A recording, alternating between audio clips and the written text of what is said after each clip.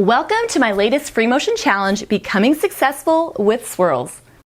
I'm Angela Walters from Quilting is My Therapy. We've started with the basic swirl, we've added some pebbles, and now we're on to the swirl and echoed pebble. And it's a beautiful design that's going to look great over a lot of your quilts. So I'm going to show you how to quilt it, but then I'm also going to show you how to quilt it on a long arm. Then we'll have some quilty eye candy where I show you pictures of it on actual quilts.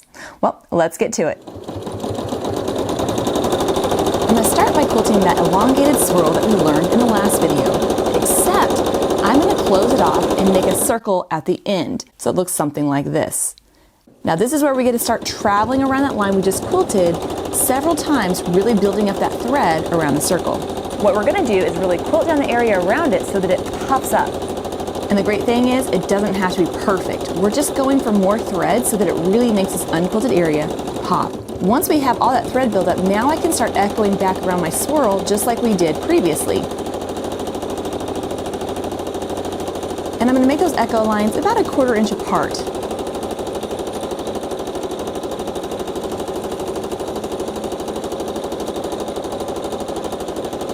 And there we have our first pebble, our swirl around it, and that unquilted area that's really going to draw attention.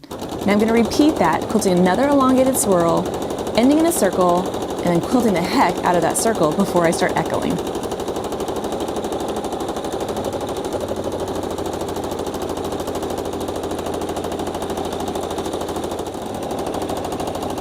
Now it might not seem like it, but this is a great way to practice your traveling.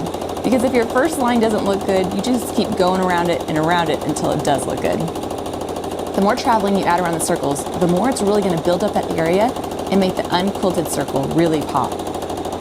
The reason that we're quilting our swirl and then ending with a circle, as opposed to just quilting a circle right here, is it's going to ensure that we have room to quilt that whole circle. If I were to try to do it right here, I'm going to get something that looks more teardrop shaped. Which doesn't look bad necessarily, but if I quilt those nice elongated swirls, it's going to allow me to have these pebbles further apart, meaning that it will quilt a lot quicker, and I just like the look that it gives it anyway. So really the whole point of this swirl is to get this pebble away from the other pebbles so I can echo around it.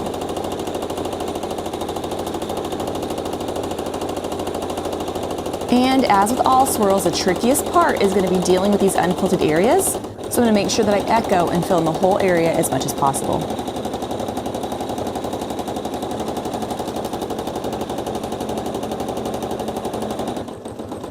Now as you're quilting the design, if you want your pebbles to be closer to each other, then you're going to quilt your swirls shorter. Or if you want them more spread apart because you want to have more echoing in between, you'll make your swirl longer, and that's what's going to give it more space in between those circles. Now so far, I've been making my circles about the same size, and I've been playing around with the placement. It doesn't have to be exactly, the same spacing in between them. But a really fun way to add a different texture is to quilt your circles different sizes. I still would make them a little on the bigger side, that way you're not spending so much of your time adding all that echo quilting. And if you're quilting along with me on the actual quilt, we've been using our quilting to highlight some of our dots, using them to represent elements of our quilt that we want to show off. And what we can do is quilt this circle, but land it right in the center of our dot so that it really helps draw attention to it. It's kind of like putting the bullseye in the middle of it, saying, hey, just in case you're wondering where to look, we want you to look here.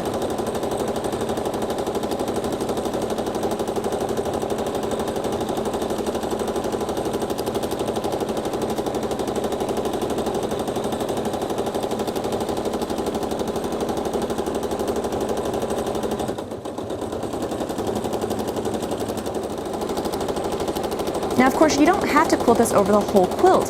You can easily combine these with elongated swirls. Quilt some of your regular swirls and then throw one of these in every once in a while to give it a different look.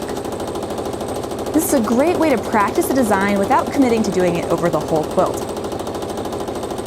Another way that I would do this is, let's pretend I want to quilt swirls over the whole quilt, but then I could add some of these echoed pebbles in my favorite fabric, in a really high profile area of the quilt, or just randomly as I see fit. And there you have a design that has a beautiful texture. Now sure, it does take a little bit longer because of the traveling, but the result is so worth the effort. And a couple things that I use to help me keep those swirls nice and round are my Supreme slider and my gloves. Now the Supreme slider is going to make it nice and smooth to move the quilt, and those gloves really help give me nice grip. So if you're struggling, those might be something worth looking into. Now let's see what it looks like when quilting this design on a long arm. You're going to see it's actually pretty much the same. I'm still quilting my circle, still traveling, and still adding lots of echoes to make that middle area pop out.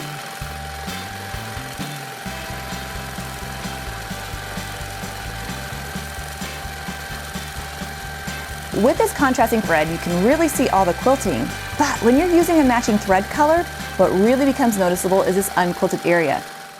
So let me show you what it looks like with matching thread. I'm not working on the same quilt as a challenge, but I still think it illustrates what I want you to see.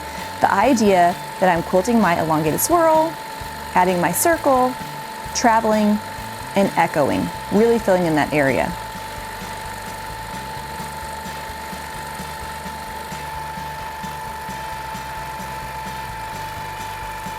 Now let's see a couple different ways you can use this design on your quilts. Using this extra wide backing designed by Tula Pink called Free Fall, I'm demonstrating the same design, but my echo lines are much closer. This is going to take a lot longer to quilt, but it's really going to make those circles pop. If you want to get the quilt kit that goes with the challenge so that you quilt along with me, or you want to get your hands on some of this Free Fall fabric, you can check out my description box below for links to that information. These echoed pebbles also combine really well with other designs, such as wavy lines, swirls, or even feathers. Try quilting them around other designs to really give your quilt a pop of texture. If you've been looking for a neat border design, then this is for you. You can quilt the pebbles so that they make their way along the middle of a border, adding that extra little detail to your special quilts. And that just so happens to be what we're going to learn in the last video in this series. So go ahead and quilt that area of your quilt, fill it in with the echoed pebbles, and I'll see you next week with the next video in the series. And you can leave your questions in the comments below, or you can join our Facebook group and you can post them there. And so that you don't miss any of these videos in the Free-motion Challenge, go ahead and subscribe.